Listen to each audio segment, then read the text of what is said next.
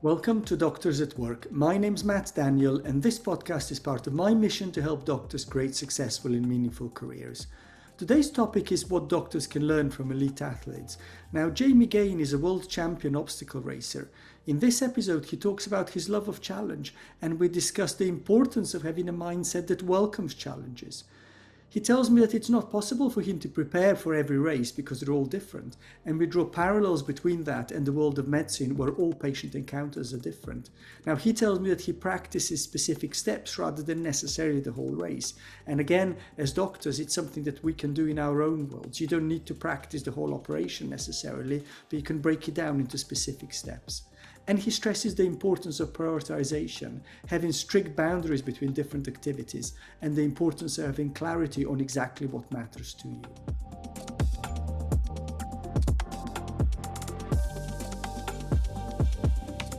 Welcome, Jamie. Tell me a little bit about yourself.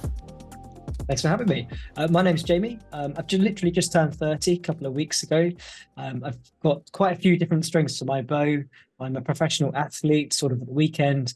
I have a full-time position as a teacher of mathematics for students. And then on top of that, I own a couple of self-employment businesses with motivational speaking, life coaching.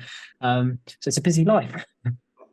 And the topic for us today then is about what doctors can learn from elite athletes. And I wonder if you maybe tell me about sort of your journey and your sporting experiences. Absolutely. Yeah, so I compete internationally in obstacle course racing. So for those that don't know, that's running with obstacles in the way. And that can be anything from simple monkey bars to 10-foot walls to ice cold baths, any kind of obstacle that can get in the way, and any distance from 100 meters up to 100-mile 24-hour races. So it's something that I sort of discovered at the age of, in 2016. And a friend of mine just said, "Hey, would you like to come and do a Tough Mudder?" I did a Tough Mudder and thought, actually, you know what, this is really, really great. I came back from war, was really enticed by the community, just for fun, really. And absolutely fell in love. And it was, okay, I now want to conquer this obstacle. Oh, okay, I've now qualified for the European Championships. Great. Now I'm qualified for the World Championships. So it's just kind of a natural progression up to the sort of elite level. Yeah. And it's an interesting journey then. You just found you thought, oh, this is nice, and then you did it, and then it turned out you were quite good at it, and then you trained more, and it turned out you were quite good at it, and you trained a bit more, and it turned out you were quite good at it. Is that how it happened? Oh, yeah. I mean, I've got a single below knee amputation as well as a spinal cord injury. So back in 2016, I had my leg amputated, and I kind of saw it as a challenge that my friend said, "Oh, you know, come and try it. Now you've had this." So my first one I did in a wheelchair, and then, you know, it took me maybe 8 hours to get around the course. And then when I started walking with a prosthetic, I thought, right, now I want to walk it. Okay, now I'm walking it. I now want to be able to run it. So I kind of just set myself those small goals. And then when I could then run all of the obstacle, I thought, okay, well, actually, this is quite easy. How can I make it more challenging? And just, opportunities kept coming left, right, and center, and I just wanted to take them. Yeah. I'm interested in this idea that you like to challenge. So there's a mindset in that sees this thing as a challenge, as opposed to, if I kind of thinking in the medical world now, our medical world is that there's always sort of things that are difficult to do for whatever reasons, and sometimes people just give up and say, oh, you know, it's too difficult, I'm not going to do it. And I'm really interested in this mindset that, okay, this is a challenge, and I'm going to do it. So can you tell me a bit more about this mindset that embraces challenge and thrives on it? Yeah, absolutely. I think it's difficult to describe, I think, because it wasn't a mindset that I was conscious about at the time. You know, I very much, when I was doing these obstacle races at first, I was the only person with a physical disability doing them. There was no visibility, and it was just a case of, okay, I just want to try the next one, or this venue sounds cool. This, you know, I want to really try that. And it wasn't really until a couple of years later when I really started to take it seriously. It was just fun. And I invested into it. There was a season pass that you could purchase, and that allowed you entrance to all of the races across the year, across the whole world. So that was more like a challenge to me. And, you know, I'm a sucker for things like different headbands, different patches, achievements that you could do. It really keeps me coming back for more. Yeah. And when I'd hit my 50th headband, I thought, okay, now's the 100th is my next goal. So for me, it's just about those small achievable steps that I just wanted to continue making until I kind of got to where I am now. And in terms of training, how do you train and how do you prepare? Obstacle racing is a hard one to train for because Okay. you need the speed of the course. Every course is completely different. You could have a 100-meter course where it's flat, beautiful terrain, or you could have an absolutely horrific, lots of uneven surfaces, up and down hills like there's no tomorrow. So a lot of my training is running on different surfaces, and that would be sort of a 2-hour long run on a Sunday with a couple of other sprint sessions throughout the week, a couple of easy runs. So I sort of tend to train about 10 times a week.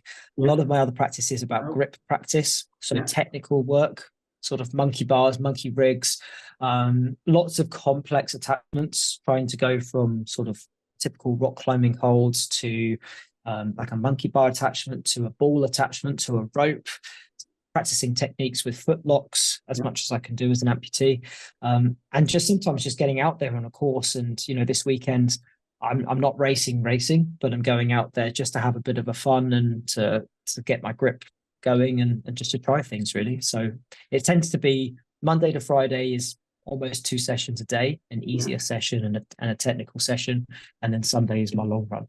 Yeah.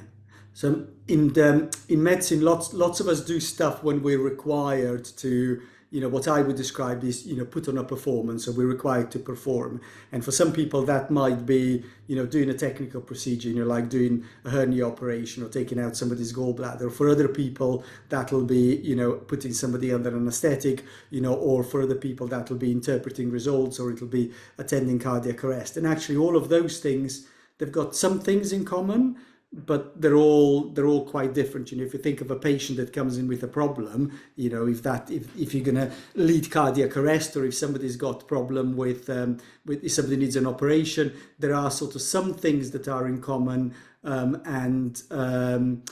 every human being is different, so every person's different, so it's never the same. So I'm interested in how you've outlined the idea that you don't practice the race, but you pick out various elements of it, and then you change your whole race into, which is different every time, into a series of individual things, and then you practice those individual things rather than practicing the whole race at once. Absolutely. No race is the same.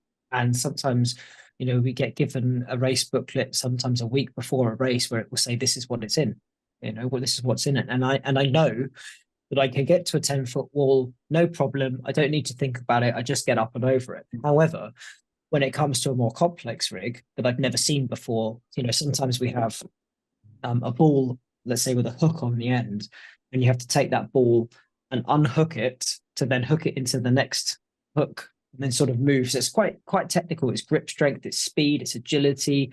It's that balance between how strong you can be versus how light you can be. It's constantly, completely different. The upcoming European Championships has got something like 5 balance obstacles out of 30.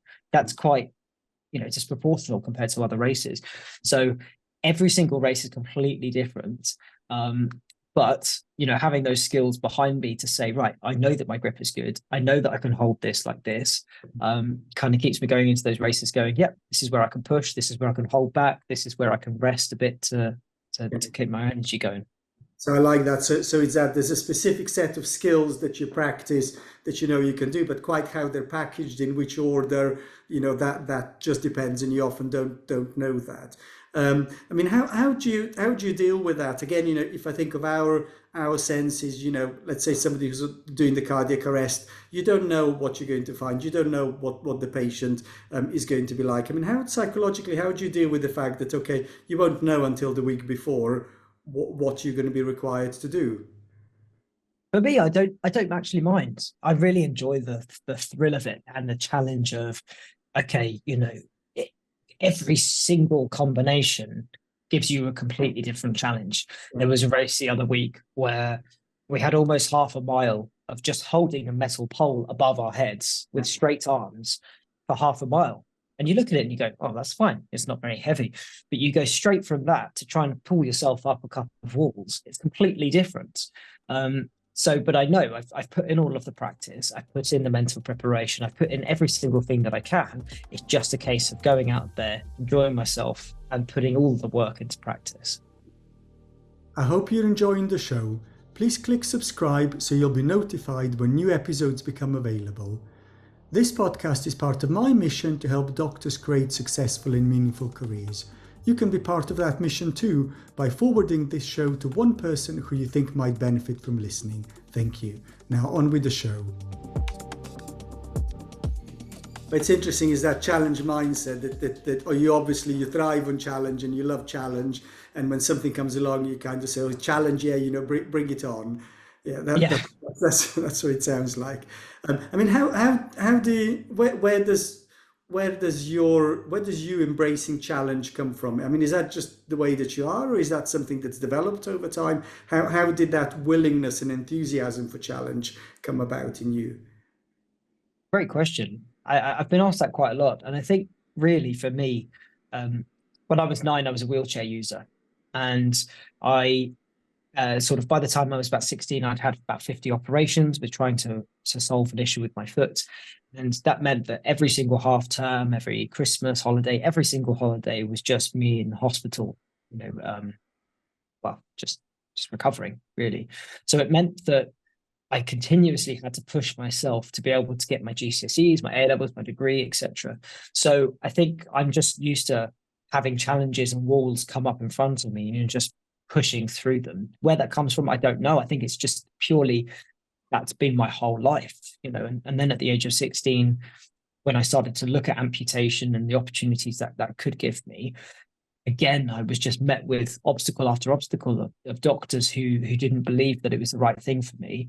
And therefore that would just then be, okay, you don't agree that amputation is right. However, do you know somebody else? So I was sort of then pushing through and trying to get through to the person who would sort of give me that procedure that ultimately changed my life for the better.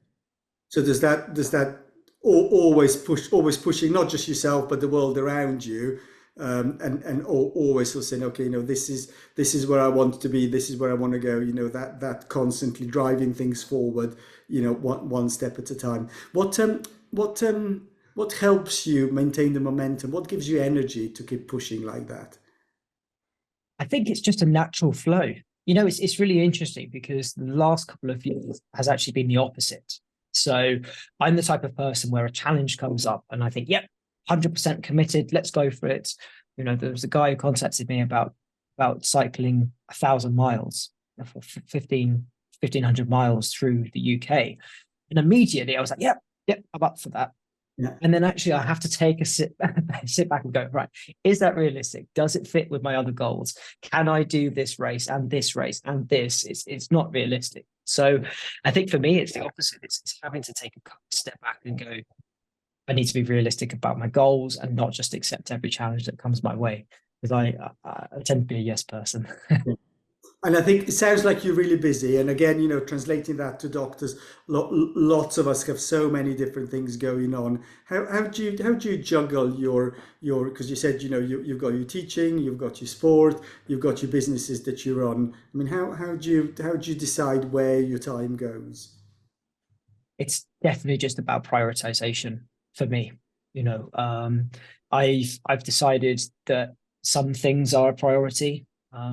For example, I've decided for myself that I am too busy to be able to prioritize having children, and that's a decision that I've taken with my partner, because I prioritize my sport and I prioritize the other aspects that I have in my life. I'm about to start a PhD in September, so that's the next thing that's really important to me.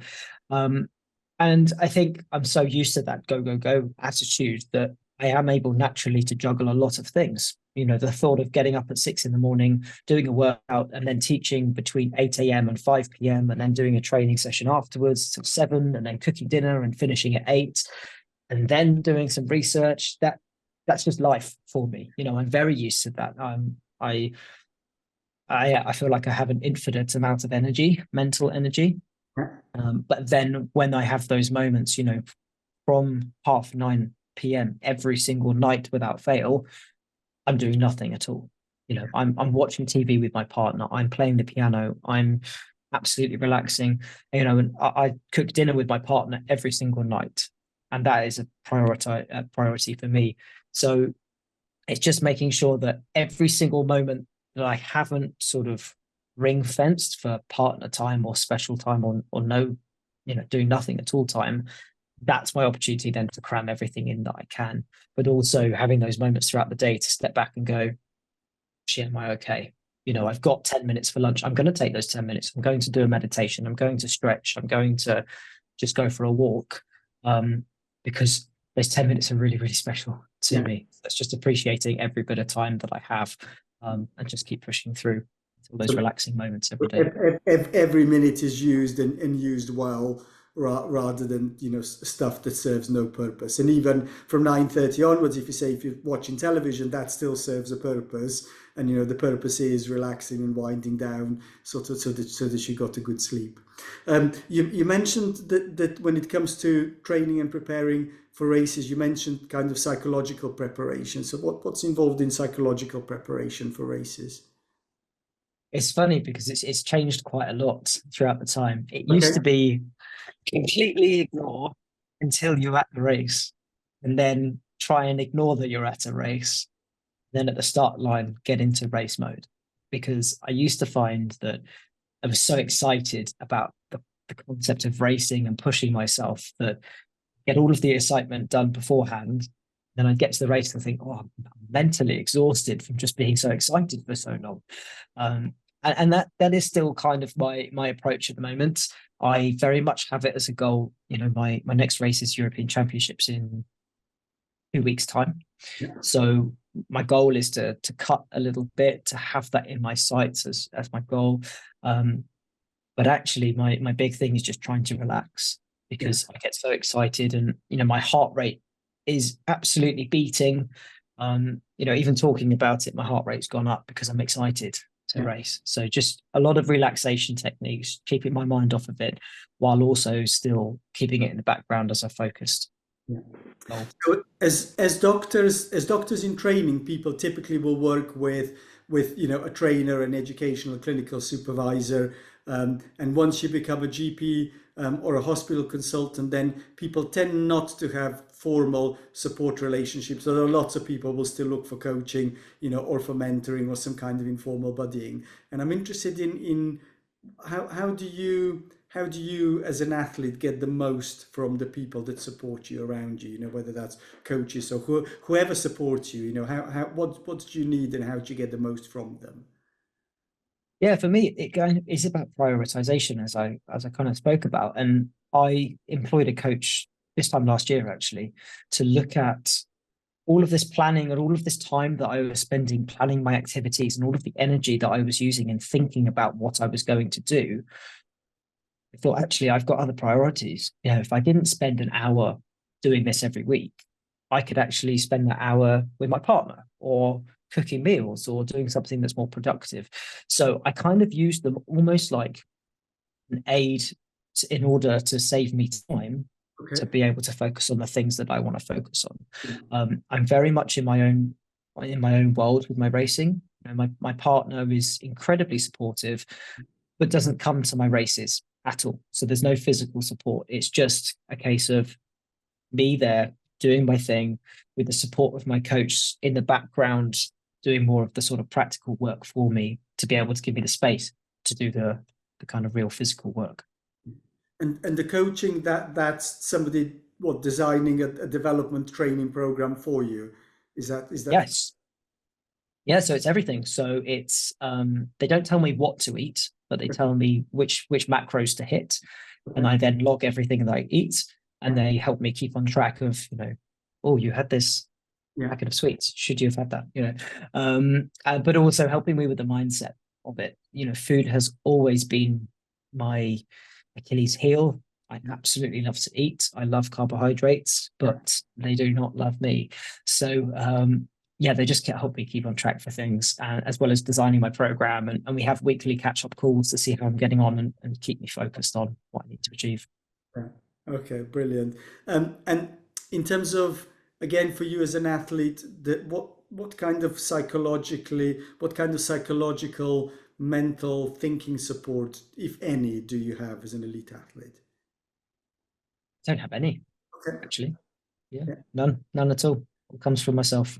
Okay, because you've got endless energy, and endless willingness. So okay, so I'm wondering, so people listening will kind of think, I wonder if we could bottle him and sort of, and and sell him by the drop, sort of, for when my energy is a bit low, and sort of when for things around me are just a bit miserable, and I kind of, and I'm struggling to keep going, sort of, to just, distill essence of Jamie, and you can just sort of have, two drops on a cube of sugar, or another carbohydrate of people's choosing.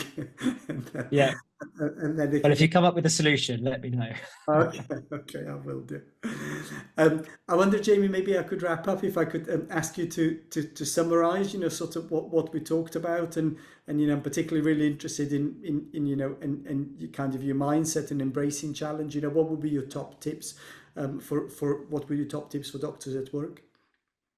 Yeah, so my top tip is really ring fencing and making special the time that you want to allocate to be special, whatever that means to you, whether it's spending time with family, training, going for a walk, whatever that means. Really treat that as an activity, as if you were going for a coffee with a friend. Put it in your calendar, really protect it, because if you're not protecting that time, you're not protecting yourself. And if you're protecting yourself, you're protecting everyone around you as well.